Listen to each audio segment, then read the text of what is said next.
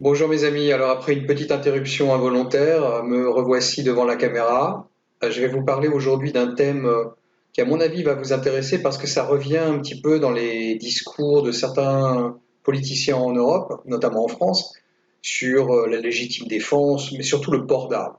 Alors, je vais vous donner un petit peu comment je pourrais dire, le point de vue américain sur le port d'armes, qui est évidemment très connu, puisqu'il y a un second amendement qui permet en fait le port d'armes, la possession d'armes par les citoyens.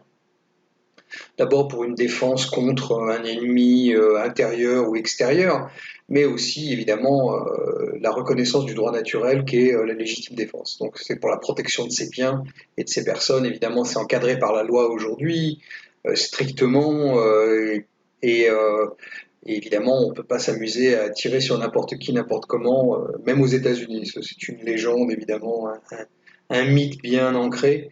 Non, y a des règles, etc. Par contre, là où les choses peuvent être différentes, c'est l'achat et la possession d'armes. Et c'est là où je vais un petit peu détailler.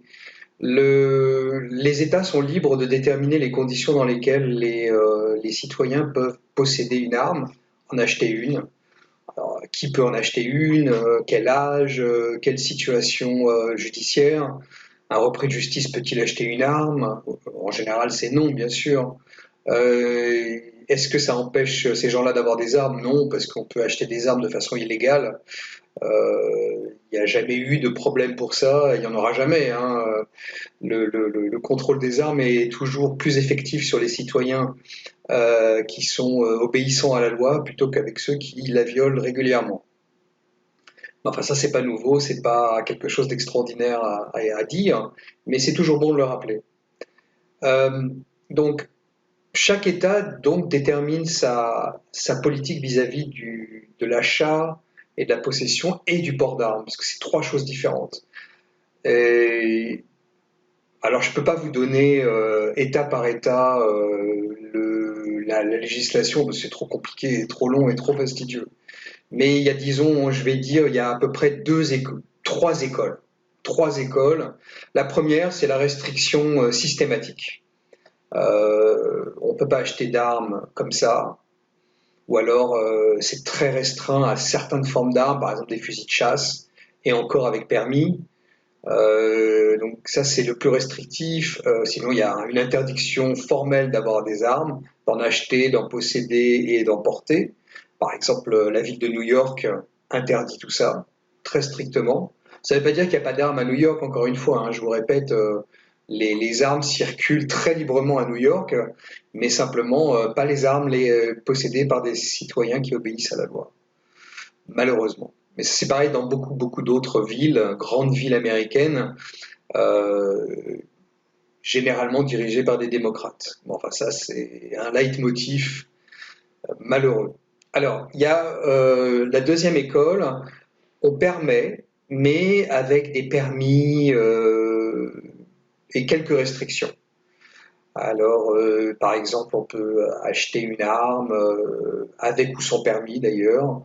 On peut la posséder avec ou sans permis. C'est relativement souple. Mais par contre, pour en porter une, il faut un permis. Donc, il faut une formation, il faut passer des tests. Et puis après, évidemment, on peut porter une arme sur soi dans la rue, au supermarché, là où vous voulez, quoi. Et effectivement, mais il faut un permis pour ça. Alors c'est par exemple le cas en Floride. Voilà, bon exemple, la Floride. Et puis il y a la troisième école hein, qui, elle, est totalement libre. Pas de permis, pas d'autorisation, rien. On peut acheter, posséder et porter une arme sans aucun problème, sans permis.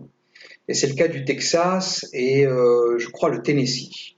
Hein, c'est deux États qui viennent à ma mémoire, enfin, qui reviennent comme ça de mémoire. Et je pense que c'est intéressant d'étudier ces deux états, enfin, disons d'évoquer ces deux états rapidement. Ils viennent de passer une loi où on peut non seulement, et c'est là où je devrais être un petit peu plus détaillé, non seulement acheter et posséder une arme, n'importe quelle arme, sauf que, bon, les armes de guerre évidemment, mais on peut aussi la porter. Alors, quand je disais la Floride permet avec permis de porter une arme, c'est porter une arme discrètement. Il faut qu'elle soit cachée, hein, on appelle ça conceal en anglais, cachée. Donc il faut qu'elle soit une chemise, sous un manteau, sous un pull. Enfin, un manteau en Floride, c'est un peu difficile, mais disons sous une chemise ou sous un t-shirt. Il faut qu'on, il faut qu'on puisse pas, il faut qu'on ne soit pas en mesure de la voir de l'extérieur. Voilà. Je rencontre quelqu'un dans la rue, je ne sais pas si cette personne porte une arme ou pas, parce qu'elle est discrètement portée par cette personne. Et puis, il y a donc le Texas et le Tennessee qui viennent d'autoriser les gens de porter une arme soit discrètement, soit même ouvertement. Donc on peut l'avoir à la ceinture, un peu comme les cow-boys dans les films, et sans permis. Donc ça, c'est tout à fait possible aussi. Alors évidemment, c'est fantastique d'un point de vue de liberté, du citoyen, etc. Mais alors vous allez me poser la question, parce que bon, les Européens sont très anxieux avec les armes, des mauvais souvenirs, des guerres, des révolutions, etc. etc. Donc vous allez me dire, très naturellement, est-ce que ça augmente la violence dans ces États? Eh ben, la réponse est non, au contraire.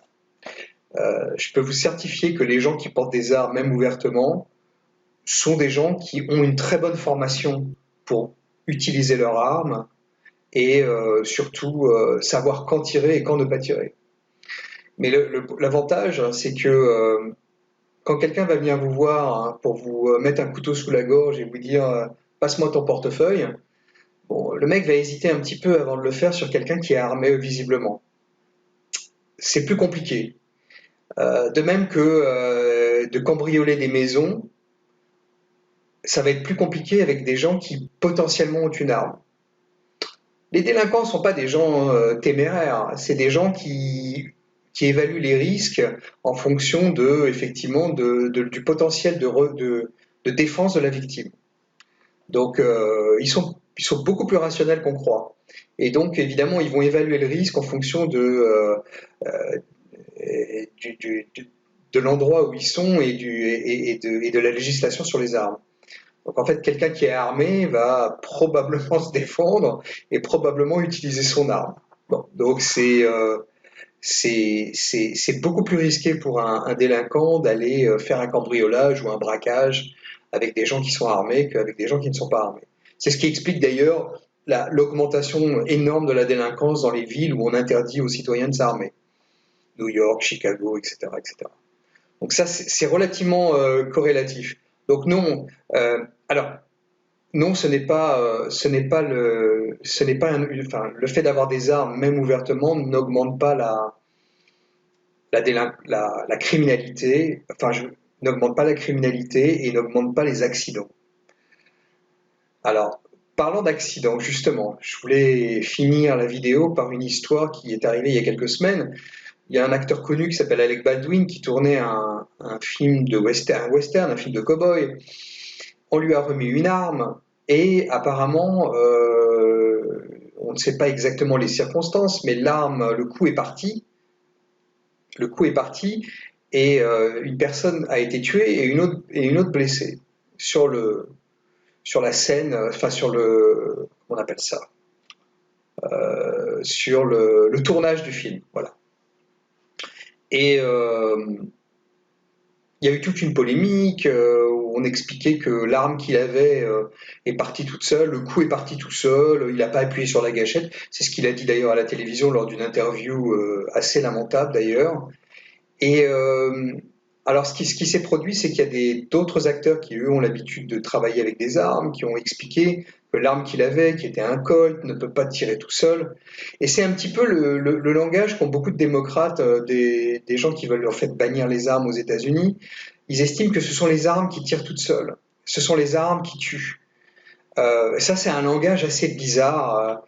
comme récemment une grosse voiture qui a écrasé des enfants lors d'une parade de Noël dans le Midwest. On a estimé que c'était le SUV qui avait tué les gens. Bah non, c'est pas le SUV, c'est le conducteur. Bah c'est pareil pour les armes. C'est pas les armes qui tuent, ce sont les gens qui appuient sur la gâchette. Voilà, c'est aussi simple que ça. Mais malheureusement, il y a un... Et c'est complètement contre-intuitif. Pour ceux qui connaissent un peu les armes, qui les manipulent, qui en ont une à la maison, qui tirent dans les champs de tir ou dans les stands de tir et qui voient un petit peu comment ça marche, une arme ne part pas toute seule. Surtout les armes modernes sont extrêmement sécurisées. Il y a des sécurités, il y a des... Enfin, il faut vraiment vouloir tirer pour que l'arme fasse des dégâts. Et donc, c'est un objet inanimé, une arme. Alors qu'un être humain peut décider, en la dirigeant vers quelqu'un, de tuer ou de blesser quelqu'un. Donc, quand vous aurez ces débats en France ou ailleurs sur le port d'armes, etc., réfléchissez bien parce que c'est des thèmes très intéressants, surtout dans des sociétés qui deviennent de plus en plus violentes. Et c'est pas du tout un tabou, il faut en parler, il faut l'évoquer, et il faut demander aux gens qui ont l'habitude de tirer, par exemple en France, il y a beaucoup de chasseurs, de savoir combien il y a d'accidents de chasse par an. Vous allez être étonné, il n'y en a pas beaucoup. Et, euh, et c'est pas du tout surprenant. Les chasseurs sont des gens qui savent utiliser une arme.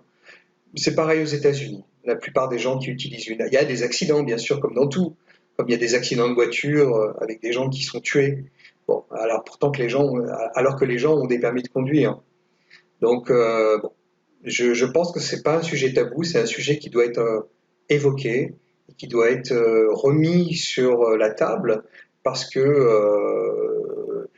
la police peut pas être toujours partout, tout le temps, très rapidement, intervenir très rapidement. Et quelquefois, les citoyens ont besoin effectivement de se sentir plus protégés. Et on n'est jamais mieux servi que par soi-même. Je vous souhaite une bonne semaine et à très bientôt, mes amis.